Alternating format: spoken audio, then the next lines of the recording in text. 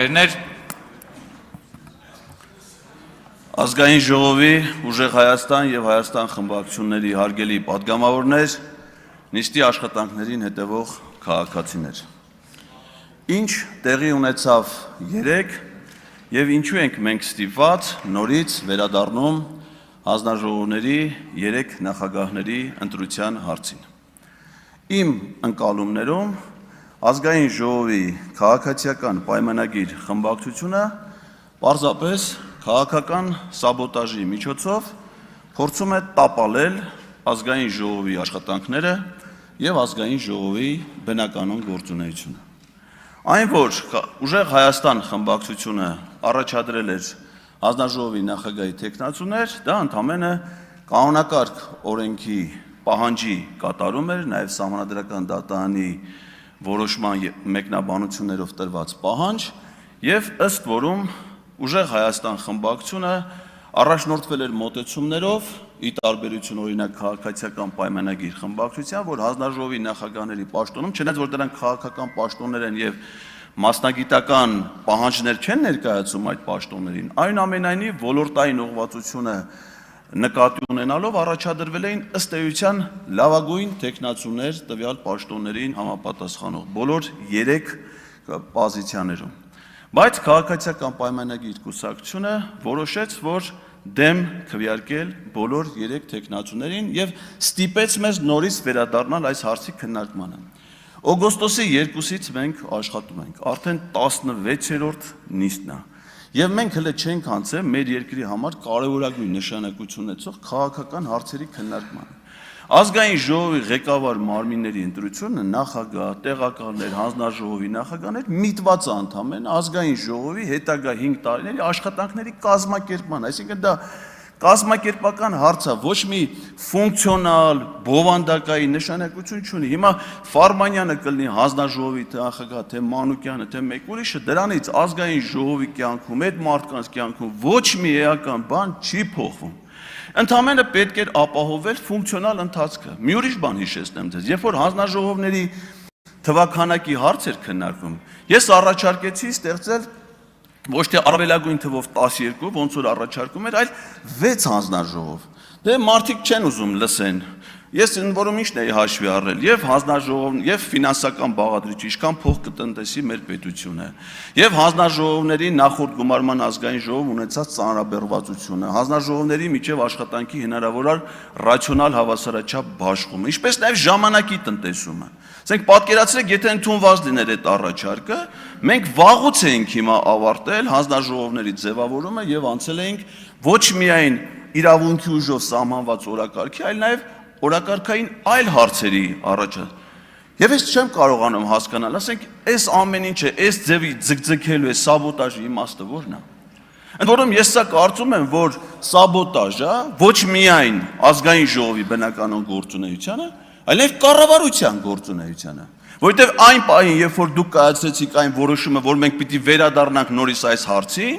նույն օրը կառավարությունը հավանություն է տվել կառավարության գործունեության ծրագրին, որը հիմա արդեն ամենայն հավանականությամբ ուղարկվել ազգային ժողով։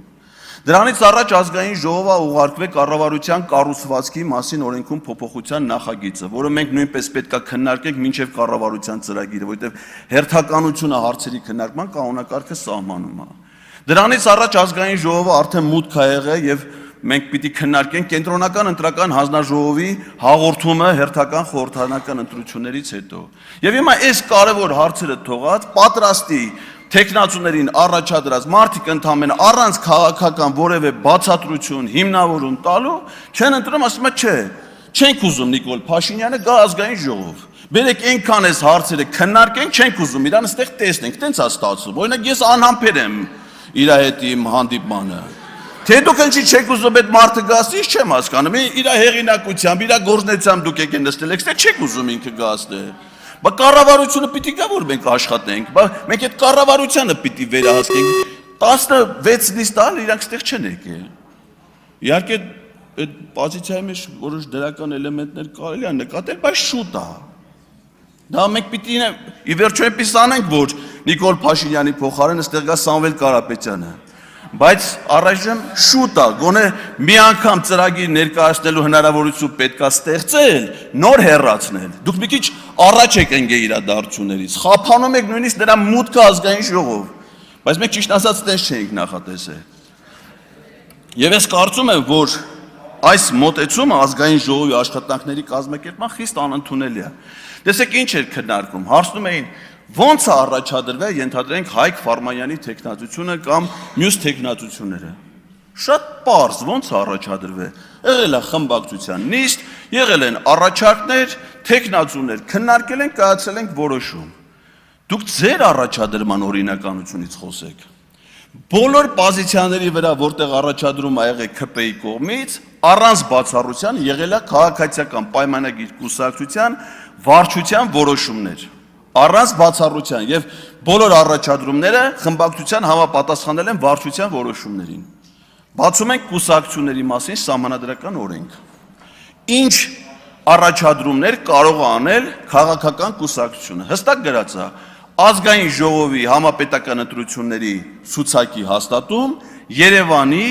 Գյումրի, Վանաձոր համայնքի ավականների ցուցակի հաստատում։ Մյուս որոշումը կայացնում է խմբակցությունը եւ ինչի համար այս տարբերակը, սա սահմանադրական կարգի տապալման էլեմենտ է իր մեջ պարունակում, որովհետեւ կուսակցության վարչության կազմում են օրինակ քաղաքացիական պայմանագրի դեպքում վարչապետ, նախարարներ, աղք, մասնավոր առևտրային ընկերությունների աշխատակիցներ, այսինքն մարդիկ, որոնց ճակատագիրը ստեղ պետք է որոշվի, իրանք ընդեղ պիտի պաշտոնավարեն, թե չէ, բայց պարզվում է հակառակն է։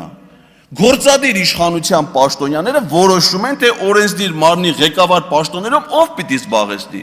Սա երկու սահմանադրական օրենքի, կուսակցությունների մասին եւ ազգային ժողովի կանոնակարգ սահմանադրական օրենքների կոպտագույն խախտում է։ Եվ այդ ապօրինության հեղինակները մեզ հարցնում են, ասում են, իսկ դուք ինչի եք ինչ-որ օրինական որոշումներ կայացնում, որոշված է, որ խմբակցությունը պիտի կայացնի, խմբակցությունն է կայացնում, կայացնում է այն ժամանակ, երբ որ այդ որոշումը պիտի կայացնի։ Սա շատ պարզ մոտեցում է։ Գալով մեր կողմից առաջադրված տեխնացուներին, ես շատ եմ ափսոսում, որ այդ սաբոտաժի մեթոդը կիրառվեց նաև տեխնացուների հանդեպ։ Օրինակ, ֆինանսավարկային բյուջետային հարցերի հանձնաժողովի պարագայում, իհարկե դուք այդ ձևով մեզ ոչ մի պարագայում ուժեղ Հայաստանին չեք կարող ծանր իրավիճակի մեջ դնել։ Այս խմբակցության ցանկացած падգամավոր, ցանկացած հանձնաժողով կարող ղեկավարի։ Դուք նայեք, ասում են, տես մի մոտեցում էր հնչում այս դահլիճում, տրամաբանությունը քաղաքական որոշման հետևյալն էր, քանի որ ուժեղ Հայաստանը մինչ այդ քվեարկությունների ժամանակ կողմ չի քվեարկել ՔՊ-ի առաջադրած տեխնացուներին, սա ինչ-որ թե պատասխան վերաբերմունքն է այդ որոշումներին, բայց պարզա մի բան չէ, որ եթե ուժեղ Հայաստանը չի քվեարկում, միայն ձեր խմբակցության քվեները բավարար են որոշումներ կայացնելու համար եւ մինչեւ հիմիկվա ձեր ընտրության արդյունքում միայն ձեր խմբակցության падգամավորներով ի վերջո որոշումը կայացվել է, մենք անցել ենք հաջորդ հարցին։ Բայց դուք քաջատեղյակ եք, որ երբ որ դուք կողմ չեք քվեարկում առաջադրված մյուս տեխնացուներին, այդ տեխնացուները չեն ընտրվում։ Այսինքն դրանով տապալվում է ազգային ժողովի բնականon գործունեությունը։ Իսկ մենք ինչի չենք օրինակ քվեարկել։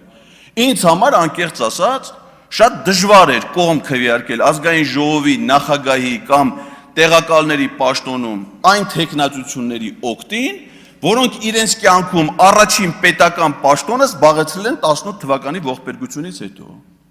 Իսկ մենք ինչ տեխնացու էինք առաջադրել այդ ազգային ժողովի փոխնախագահի պաշտոնում։ Մի մարդու, ով որ